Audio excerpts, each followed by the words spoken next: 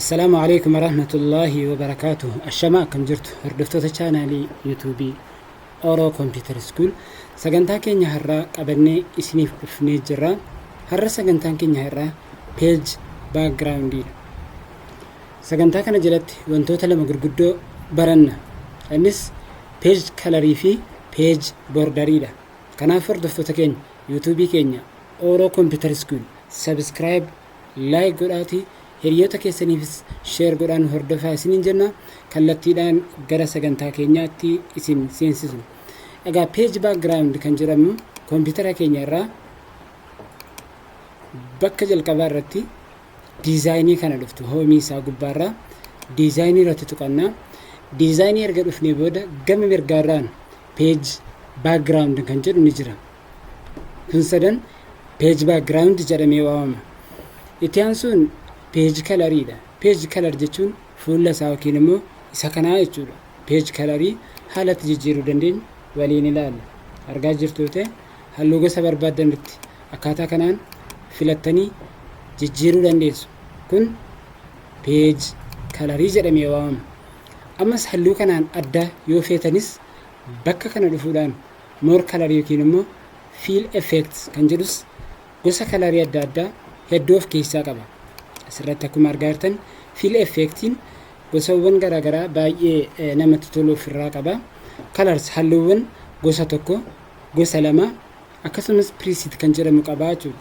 Isa sakkaataatti jijjiiruu dandeenyu ilaalla. Waan color kan jedhu bifa kanaan akkasitti jijjiiraa.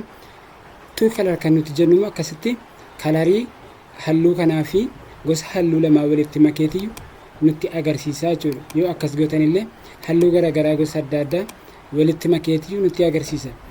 Innis jala kanarra shading style kan jedhu jira. Shading stylein kun immoo akkaataa halluu taa'umsa colorii isaa yoo sirreessuu barbaadan inni kun horizontal jedhamee waamama. For example vertical, diagonal amma argaa jirtu yoo ta'e akkasitti fill effectii keessaa filachuu barbaaddu ta'e gartokkee isaadha haala kanaan akkasitti jijjiiruu danda'a jechuudha. So these are a page color. Itti aansuun gradient jedhamee waamaman kun asirraallee bifa kanaan from center, from corner, from center jedha akkasitti illee jijjiiruu ni dandeessu haala salphaa ta'een jechuudha. Itti aansuun ammas kan itti jiru textureidha. Texturein sheepiiwwan gosa halluu akkasiitu jiru warra kanarraallee gochuu dandeessu jechuudha akkaataa kanaan. Dan kunis gosa page colorii keessaa isa tokkodha. Itti aansuun paaternewwan adda addaatu jiru. Gosti adda addaadha. Colorii isaadha akkasitti jijjiirtanii illee bifa halluu ofii keessanii barbaadanitti kalaqachuu dandeessu. So these are a patternii jedhamee waamama.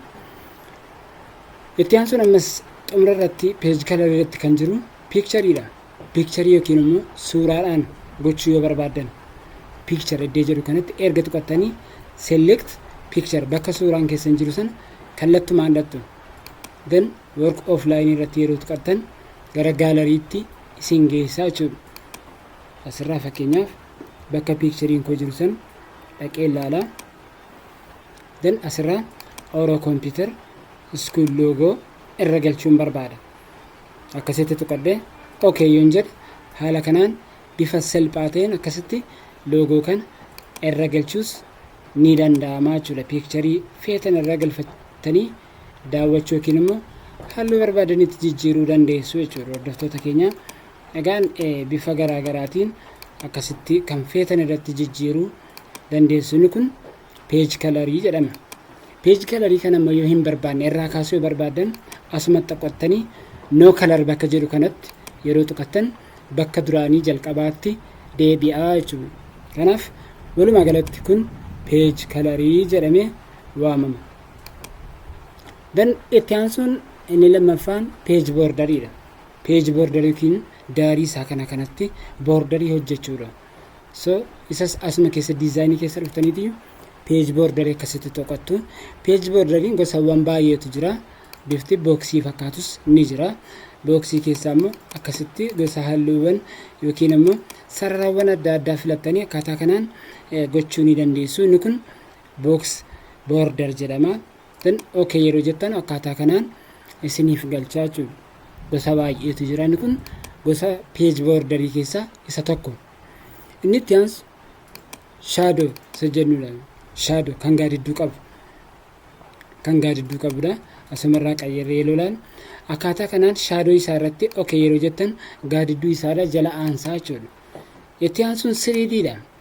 3D bifa 3Dtiin gochuu yoo barbaadan akkas gootanii kalarii isaa immoo qayyaruu jijjiiruu yoo barbaadanis akkasitti jijjiiruu dandeessu kalarii biraatti jechuudha. So inni kunis 3D page border jedhamee waamama. Xumura irratti itti aansuudhaan kan jiru art kan jedhu kun bakka kana ni jira. Artiiwwan kana keessaallee gosa baay'ee kan qophaa'anii jirantu jiru. Hedduun isaanii baay'ee kan namatti tolu jechuudha. Kana irratti jijjiirtaniillee okay jechuu ni dandeessu jechuudha. Kun page borderii jedhamee waamama.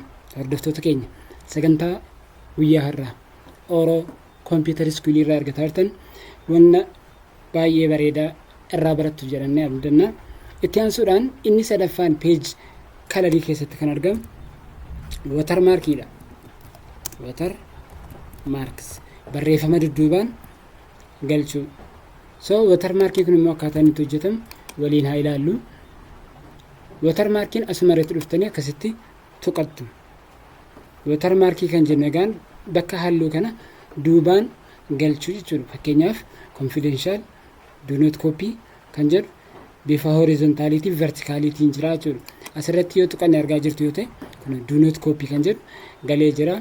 Halluu isaadha akka mul'atu gochuu yoo barbaadan more kan jedhu kanarratti tuqanneetu as dhuftanii halluu isaadha jijjiiruu dandeessu salphaadhumatti akkasitti jechuudha. Argaa jirtu yoo ta'e do not copy jedhee jira jechuudha. So kan biraa maqaa keessaniin gochuu yoo barbaadan immoo bakka kanarra dhufuudhaan custom iddoo jedhu kanarratti yeroo tokko tuqattu. Erga tuqattanii bakka kana dhufuudhaan text bakka jedhu kanarratti tuqattaniitu achirratti text bakka kana jedhutti dhuftanii Oro Computer School jechuun akkasitti erga barreessitanii gosa barreeffama isaadha as keessa galtanii filattu. Gosa barreeffamaa erga filattanii booda asirraa saayizii isaallee dabaluus xiqqeessuus ni dandeessu. Akkaataa kanaan